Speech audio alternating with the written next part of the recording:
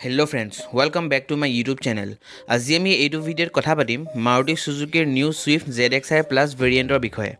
অৰ্থাৎ মেনুৱেল ট্ৰান্সমিশ্যনৰ আটাইতকৈ টপ মডেলখনৰ বিষয়ে আপুনিও যদি Maruti Suzuki Swift ZXI Plus ভেৰিয়েণ্টটো লোৱাৰ প্লেনিং কৰি আছে তেন্তে আজি এই ভিডিঅ'টো সম্পূৰ্ণ চাব আজি মই আপোনালোকক এইটো ভিডিঅ'ত জনাম যে 2022 চনত এই গাড়ীখনৰ দাম কি চলি আছে আৰু লগতে আপোনালোকে এই গাড়ীখনত কি কি ফিচাৰ্ছ তথা স্পেচিফিকেশ্যন পাব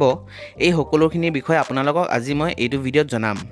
আৰু লগতে আপোনালোকে যদি এই গাড়ীখন লোন বা ফাইনেন্সত কিনিম বুলি ভাবি আছে তেন্তে কিমান ডাউন পেমেন্ট দিব লাগিব আৰু মন্থলি ইএমআই কিমান আহিব এইখিনি কথাও মই আজি আপোনালোকক জনাম প্ৰথমতে আমি আহিছো এই গাড়ীখনৰ কিছুমান ফিচাৰ্ছ বা স্পেচিফিকেশ্যন সমূহলৈ এই গাড়ীখনত আপোনালোকে 1197 সিসিৰ 4 সিলিণ্ডাৰৰ ইঞ্জিন পাব যিটোৱে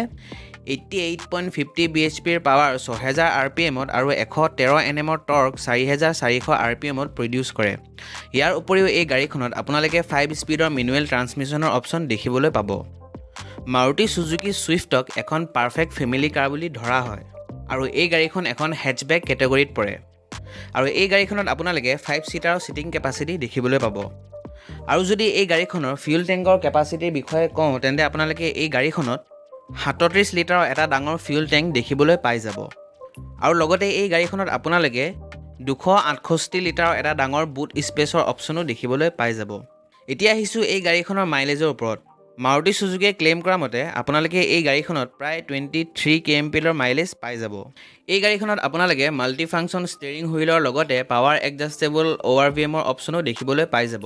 আৰু এই গাড়ীখনত আপোনালোকে 7 ইঞ্চৰ টাচ স্ক্ৰিনৰ লগতে 4টা স্পিকাৰো পাই যাব আৰু AC আৰু হিটাৰৰ লগতে কিলেছ এন্ট্ৰিও পাই যাব আপোনালোকে এই গাড়ীখনত আৰু লগতে আপোনালোকে এই গাড়ীখনত automatic climate control cruise control engine start ষ্টপৰ বটন আৰু ফ্ৰন্ট ফগ লেম্পৰ অপচনৰ লগতে বেক ৱাইপাৰৰ অপচনো আপোনালোকে পাই যাব এই গাড়ীখনত আৰু অল পাৱাৰ উইণ্ডৰ লগতে আপোনালোকে এই গাড়ীখনত 15 ইঞ্চৰ এলয় হুইলছো দেখিবলৈ পাই যাব আৰু যদি এই গাড়ীখনৰ সেফটিৰ বিষয়ে কওঁ তেন্তে আপোনালোকে এই গাড়ীখনত ABS আৰু EBDৰ লগতে চেন্ট্ৰেল লকিং আৰু 4টা এয়াৰবেগৰ অপচনো আপোনালোকে এই গাড়ীখনত দেখিবলৈ পাই যাব আৰু যদি এই গাড়ীখনৰ বিল কোৱালিটিটোৰ বিষয়ে কওঁ তেন্তে গ্লোবেল এনকেপৰ ক্ৰেশ টেষ্টৰ ৰিজাল্টৰ মতে 2 ষ্টাৰ আৰু সেফটি ৰেটিং আপোনালোকে এই গাড়ীখনত পাই যাব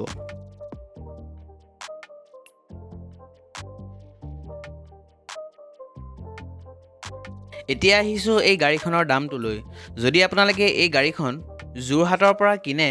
তেন্তে এই গাড়ীখনৰ এক শ্বৰুম প্ৰাইস হ'ব 8,20,948 টকা আৰু RTO আৰু ইন্স্যুৰেন্স মিলাই এই গাড়ীখনৰ টোটেল অন ৰোড প্ৰাইসটো হ'ব 9,20,535 টকা আপোনালোকে মোবাইলৰ স্ক্ৰিনত ডিটেইলছসমূহ চাব পাৰে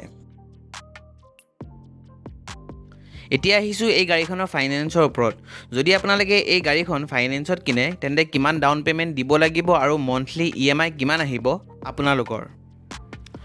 যদি আপোনালোকে এই গাড়ীখন 7 বছৰৰ কাৰণে ফাইনেন্স কৰায় আৰু যদি 1,20,000 টকাৰ ডাউন পেমেন্ট দিয়ে আৰু 9.8% ৰ ইন্টাৰেষ্ট ৰেট লগায় তেন্তে আপোনালোকৰ টোটেল লোন এমাউন্ট হৈ যাব